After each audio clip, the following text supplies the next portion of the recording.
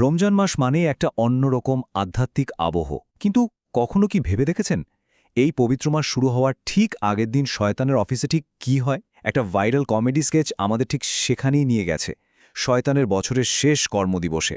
চলুন আজ আমরা এই হাসির আড়ালে কি বার্তা লুকিয়ে আছে তা একটু খুঁজে বের করি। আর স্কেচটা শুরুই হয় শয়তানের এই মজার একটা ডায়লগ দিয়ে। সে তার সবচেয়ে প্রিয় শিষ্যকে বলছে যে যেহেতু সে 1 মাসের জন্য একটা লম্বা ছুটিতে যাচ্ছে, তাই তাকে একটা চাবি দিয়ে একদম চালু করে রেখে যেতে চায়। এই যে চাবি দেওয়ার আইডিয়া, এটাই কিন্তু পুরো গল্পের আসল মজা, যা প্রলোভন আর ভণ্ডামিকে একটা দারুণ হাসির মোড়কে তুলে ধরে। তো গল্পের শুরুতে আমরা কি দেখতে পাই? রমজানের আগের মুহূর্তের দৃশ্য। শয়তান তার আসন্ন 1 মাসের বন্দিদশার জন্য তৈরি হচ্ছে, কিন্তু তার চেহারায় না রীতিমতো আতঙ্ক, কারণ সে ভাবছে, আরে আমি না থাকলে তো পৃথিবীটা ভালো মানুষের জায়গা হয়ে যাবে। আচ্ছা, এই পুরো জোকটার পেছনে কিন্তু একটা দারুণ ইন্টারেস্টিং বিশ্বাস কাজ করছে, আর সেটা হলো রমজান মাসের শয়তানকে শিকল দিয়ে বেঁধে রাখা হয়। এর মানেটা কি? মানে হলো এই 1 মাস মানুষ কোনো বাইরের উস্কানি ছাড়াই কেবল নিজের ইচ্ছা শক্তির মুখোমুখি হয়। এই ধারণাটাই স্কেচটাকে এতখানি প্রাসঙ্গিক আর মজার করে তুলেছে। তো শয়তানের জন্য আসল চ্যালেঞ্জটা তাহলে কি দাঁড়ালো? তার প্রধান টার্গেট হলো তার সেরা শিষ্যকে এমনভাবে তৈরি করে যাওয়া যাতে সে পুরো মাস জুড়ে ছোটখাটো দুষ্টুমিগুলো অন্তত চালিয়ে যেতে পারে। সে একদমই চায় না যে সে নেই আর পৃথিবীটা একদম শান্তশিষ্ট হয়ে গেছে। আচ্ছা, তো শয়তান তার চেলাকে কি বুদ্ধি দেয়?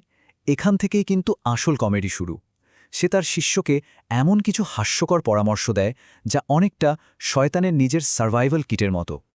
শয়তানের এই চাবিটা আসলে একটা 3 দফা প্ল্যান। সে তার শিষ্যকে শেখায় কিভাবে রমজানের পবিত্রতাকে নষ্ট করা যায়। 1. লুকিয়ে রোজা ভাঙা, 2. নামাজে গণ্ডগোল পাকানো, আর 3. ইবাদতটাকে যতটা পারা যায় শর্টকাটে সেরে ফেলা। শয়তানের বুদ্ধিটা একবার দেখুন, কি সাংঘাতিক। সে শিষ্যের সৌন্দর্যের তারিফ করে বলছে, আরে এই গরমে পানি না খেলে তোর এত সুন্দর চেহারাটা তো নষ্ট হয়ে যাবে। মানে মিথ্যা উদ্বেগ আর চালাকির এক অসাধারণ কম্বিনেশন। এরপর আসে আরেকটা মাস্টার প্ল্যান, ধর্মীয় দায়িত্বে কিভাবে ফাঁকি দিতে হবে, তার বুদ্ধি। শয়তান বলে, বাবা মা যদি খুব জোর করে তাহলে পুরো তারাবির নামাজ পড়ার কোনো দরকারই নেই, শুধু 8 রাকাত পড়েই কেটে পড়বে। স্কেচের ভণ্ডামির যে থিমটা, সেটা এখানে খুব পরিষ্কারভাবে ফুটে ওঠে। প্ল্যান কিন্তু এখানেই শেষ না, আরও কিছু ছোটখাটো কিন্তু মারাত্মক বিরক্তিকর বুদ্ধিও দেয়। যেমন নামাজের সময় অন্যকে খোঁচা দেওয়া, গরমে ফ্যানটা বন্ধ করে দেওয়া, বা হঠাৎ করে মসজিদের বাতি নিভিয়ে দেওয়া। মানে এই ছোট ছোট দুষ্টুমিগুলি শয়তানের ডেসপারেশনটাকে আরও হাসির করে তোলে। কিন্তু ঠিক যখনই মনে হচ্ছে শয়তানের প্ল্যান একদম সাকসেসফুল, তখনই গল্পে আসে একটা বিশাল টুইস্ট। তার যে সবচেয়ে বড় চেলা, যে গত 11টা মাস তার কথা অক্ষরে অক্ষরে শুনেছে, সেই রমজানের চাঁদ দেখে হঠাৎ করে একেবারে সাধু বনে যায়। শিষ্যের এই নাটকীয় পরিবর্তনটা একবার দেখুন। যে লোকটা 11 মাস ছিল শয়তানের নাম্বার 1 ফ্যান, সেই লোকটাই রমজানের চাঁদ দেখে এক মুহূর্তে পুরো ঘুরে গেল। সে তার গুরুকে বেঈমান বলে ডাকা শুরু করে, এমনকি তাকে মারতেও তেড়ে আসে। শিষ্যের মুখে তখন কি কথা? সে বলছে, তোর সাথে থেকে আমি বড় পাপী হয়ে গেছি। যে চাবি দিয়ে শয়তান তাকে বিপথে চালাতে চেয়েছিল, সেই চাবি সে এখন গুরুর দিকে ছুঁড়ে মারতে চায়। মানে বুঝুন, গুরু শিষ্যের সম্পর্কটা এক মুহূর্তে একটা কমেডি মারামারিতে বদলে গেল। আর শয়তানের অবস্থা, সে তো পুরো শকড। তার সবচাইতে কাছের লোকটা তাকে এভাবে ধোঁকা দেওয়ায় সে একদম ভেঙে পড়ে আর বলে, মানুষ জাতটাই বড় বেইমান জাত। এই মুহূর্তটা একদিকে যেমন খুব হাসির, তেমনি গল্পের গভীর একটা বড় প্রশ্ন তৈরি করে দেয়। তো এই পুরো হাসাহাসির পর স্কেচটা কিন্তু আমাদের একটা বেশ গভীর প্রশ্নের সামনে এনে দাঁড় করায়।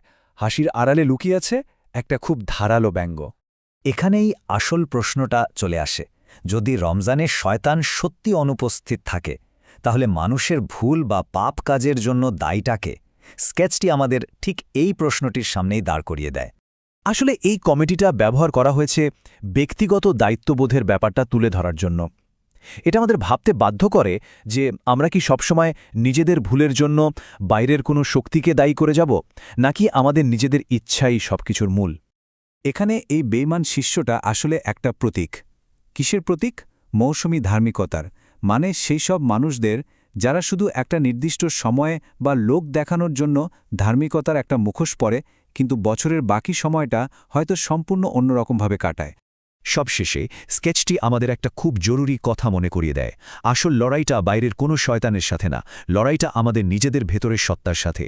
রমজান মাস সেই আত্মনিয়ন্ত্রণের পরীক্ষারই একটা সুযোগ। প্রশ্ন হল, শয়তান না থাকলেও আমরা কি নিজেদেরকে সামলাতে পারব?